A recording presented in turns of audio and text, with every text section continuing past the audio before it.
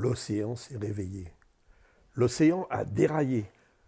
L'eau explose dans le ciel, elle explose, elle dégringole, arrache les nuages au vent et les étoiles.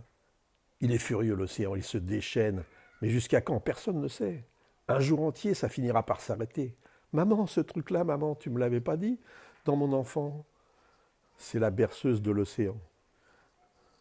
L'océan qui te berce. Tu parles qu'il me berce. Il est furieux, l'océan partout, l'écume et le cauchemar. Il est fou, l'océan, aussi loin qu'on peut voir. Tout est noir. De grands murs noirs qui déboulent et tous la gueule ouverte en attendant que ça s'arrête, qu'on coule à pic. Je ne veux pas, maman. Je veux l'eau qui repose, l'eau qui reflète. Arrête-moi ces murailles absurdes, ces murailles d'eau qui dégringolent. Et tout ce bruit. Je reveux l'eau que tu connais, je reveux la mer, le silence, la lumière et les poissons volant dessus qui volent. Première traversée, première tempête. La poisse. J'avais même pas eu le temps de comprendre où j'étais que je me retrouvais dans un des grains les plus terribles de l'histoire de Virginiane. En pleine nuit, il a eu les boules et hop, il a tout envoyé promener l'océan. À croire que ça ne s'arrêterait jamais. Le type qui est sur un bateau pour jouer de la trompette, on ne peut pas dire qu'il soit d'une grande utilité quand l'ouragan arrive. Il peut juste éviter de jouer de la trompette, histoire de ne pas compliquer les choses. Et puis rester sur sa couchette bien tranquille. Mais moi, je ne pouvais pas. T'as beau essayer de penser à autre chose, tu es sûr que tôt ou tard, ces mots vont venir se vriller dans ton crâne. Fais comme un rat. Je ne voulais pas crever comme un rat, alors je suis sorti de ma cabine et j'ai commencé à errer de ci, de là. Je ne savais même pas où aller. Ça faisait 4 jours seulement que j'étais sur ce bateau. Déjà pas mal si je retrouvais le chemin des toilettes. C'est des vraies villes flottantes, ces machins. Sans blague.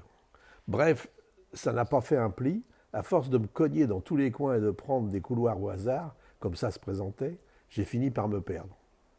Bon, j'étais fichu cette fois, et c'est à ce moment-là qu'est arrivé un type, tout élégant, habillé de noir, et qui marchait tranquillement, pas du tout l'air d'être perdu.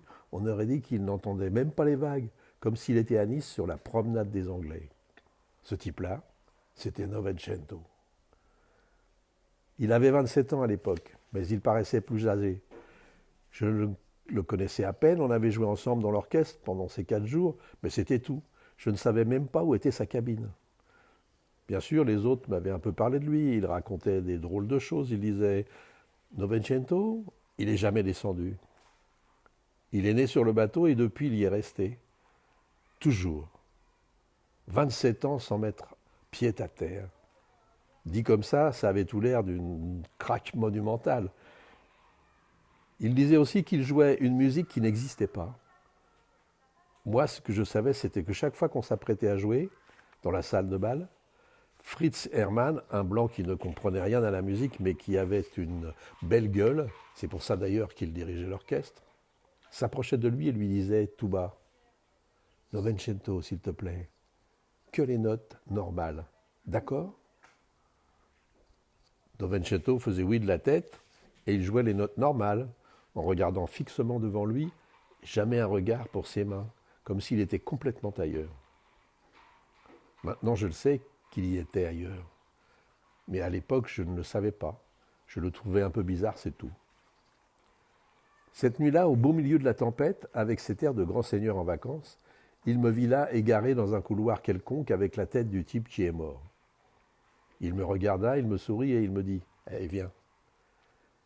Eh bien, quand un gars qui est sur un bateau pour jouer de la trompette rencontre un beau milieu d'un ouragan, un gars qui lui dit « Viens », le gars qui joue de la trompette, il n'a qu'une chose à faire, il y va. J'y allais donc. Lui, il marchait. Moi, c'était un peu différent. Je n'avais pas une aussi belle allure, mais bon. On finit par arriver jusqu'à la salle de bal et puis balloter de ci, de là, enfin surtout moi, parce que lui, on aurait dit qu'il avait des rails sous les pieds. On arrive près du piano. Personne aux environs. Il faisait presque noir, juste quelques petites lueurs ici ou là. Novecento me montra les pieds du piano. « Enlève les cales, il me dit. Le bateau dansait, que c'en était un plaisir. Tu tenais à peine debout et ça n'avait aucun sens de débloquer ces roulettes. Si tu as confiance en moi, enlève-les. » Il est fou ce type, j'ai pensé, et je les ai enlevés. Maintenant, viens t'asseoir ici, me dit alors Novecento. Je ne comprenais pas ce qu'il voulait faire. Vraiment, je n'y comprenais rien. J'étais là à tenir ce piano qui commençait à glisser comme un énorme savon noir. C'était une situation de merde, je vous jure.